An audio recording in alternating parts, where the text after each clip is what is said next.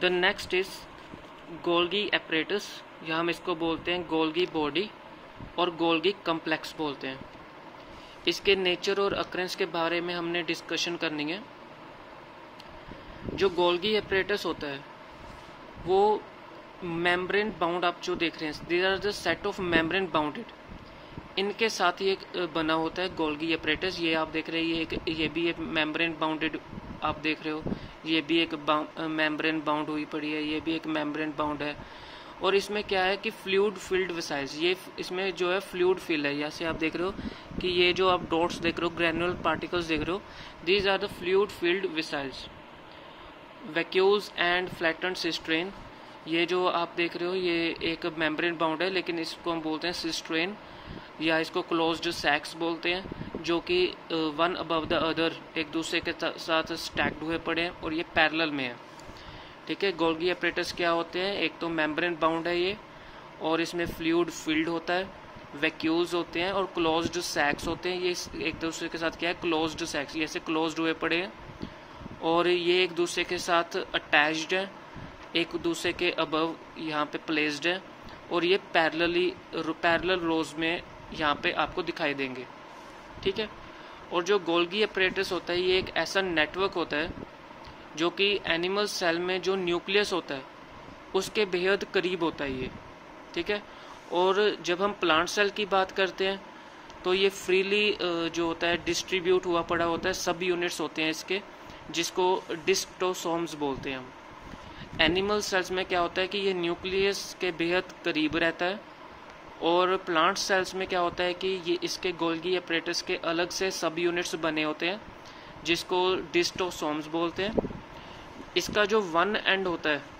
उसको हम cis face of Golgi बोलते हैं। जैसे कि आप देख रहे हो, ये जो आप देख रहे हो ये वन एंड है, जो ये वाला एंड है इसको हम सिस फेस बोलते हैं, और ये जो दूसरा ऊपर वाला एंड है इसको हम ट्रांसफेस बोलते हैं गोल्गी। और इसका काम क्या होता है कि जो प्रोटीन यहाँ पे सिंथेसाइज होते हैं, जो राइबोसोम्स होते हैं, इनको ये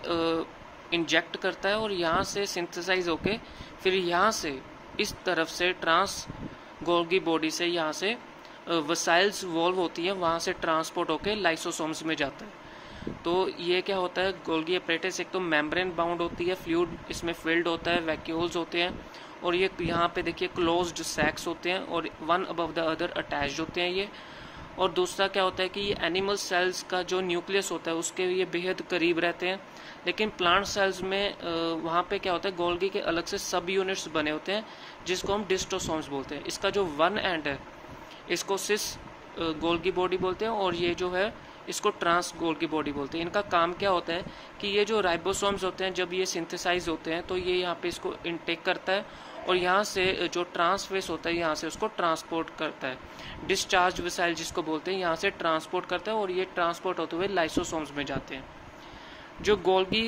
एपरेटस होता है ये बैक्टीरिया में एब्सेंट रहता है, ब्लू ग्रीन एल्गी में भी एब्सेंट रहता है, मैच्योर स्पर्म्स में भी एब्सेंट रहता है, red blood cells of mammals and other animals यहाँ पे ये एब्सेंट रहता है। यहाँ पे गोल्गी एपरेटस आपको नहीं मिलेगा। गोल्गी एपरेटस जो होता है ये इसकी एक मेम्ब्रेन आप देख रहे हो राइजिस, ये मेम्ब्रेन जो है of the smooth endoplasmic reticulum की ये मेम्ब्रेन है,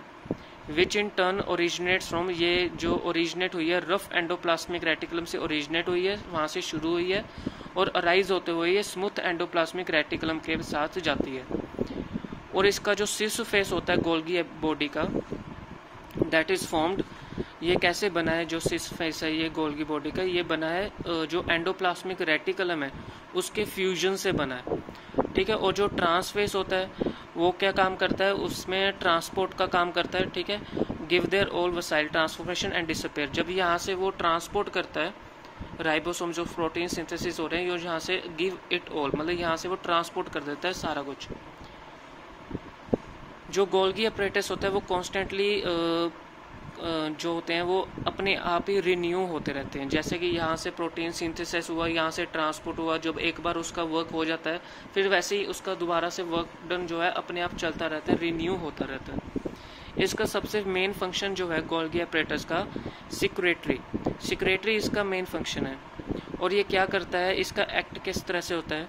ये एक असेंबली एरिया होता है जिसमें बहुत सारा स्टोरेज रहता है, प्रोसेसिंग एंड पैकेजिंग, बहुत सारे जो वेरियस प्रोटीन्स होते हैं जैसे कि न्यूट्रिएंट्स होते हैं राइबोसोम्स में, प्रोटीन सिंथेसिस करना या और भी आरएनए मॉलिक्यूल हो गए, तो वो पहले स्टोर होते हैं, फिर उनकी प्रोसेसिंग होती है, फिर उसको पैकेजिंग होती है, वो वेरियस सेलुलर सिक्रेशंस उसको अलग अलग पार्ट में वो सिक्रेट करता है। इसमें क्या होता है कि जो मटेरियल जो स्टोर हुआ है वहाँ पे उसको सिंथेसाइज करता है, हर सेल में पहुँचाता है, और उनके जो अलग अलग टारगेट्स होते हैं जैसे कि प्लाज्मा मेम्ब्रेन हो गया, लाइसोसोम्स हो गया, जिमोजन्स हो गया, जो भी यहाँ से प्रोटीन उसने राइबोसोम्स जो होते हैं उनमें प्रोटीन होता है, आरएनए मॉलिक्यूल होते हैं, यहाँ से जो भी सिक्रेट करेंगे पहले उसको स्टोर करेंगे, फिर उसकी प्रोसेसिंग चलेगी, फिर उसको आगे वो ट्रांसपोर्ट करेंगे। जो वो ट्रांसपोर्ट करेंगे वो अलग अलग प्लाज्मा मेम्ब्रेन हो गया, लाइसोसोम्स हो गया या अदर टारगेट्स हो गए, वहाँ पे वो उसको ट्रांसपोर्ट करते हैं। और ये क्या प्रोड्यूस करते हैं, वैक्यूल्स और सिक्रेटरी वसाइल्स प्रोड्यूस करते हैं जिसमें बहुत सारे एंजाइम्स होते हैं, प्रोटीन्स होते हैं, सेलुलोज होते हैं, पिगमेंट्स होते हैं, लैक्टोप्रोटीन ऑफ मिल्क होता है। जो भी यहाँ से ये सिक्रेट करेंगे, जो भी ये यहाँ से एंटर होगा और ट्रांसपोर्ट होगा, तो ये जो ट्रांसपोर्ट करेंगे वो क्या क्या चीज़ें जो है वो ट्रांसपोर्ट करते हैं, वो ट्रांसपोर्ट करते हैं enzymes, proteins, cellulose, pigment, lactoprotein of milk. और ये इन्वॉल्व होते हैं synthesise of cell wall, plasma membrane and lysosomes, क्योंकि ये ट्रांसपोर्ट कर रहे हैं सेल वॉल को, प्लाज्मा मेम्ब्रेन को, लाइसोसोम्स को, तो उनकी क्या होगी, आगे से उनकी ग्रोथ होगी, सिंथेसाइज होंगे और आगे से उनकी जो है मेंटेनेंस बढ़ती रहेगी, क्योंकि इन्हीं को वो ट्रांसपोर्ट कर रहा है गोल्गी एपरेटस जो है।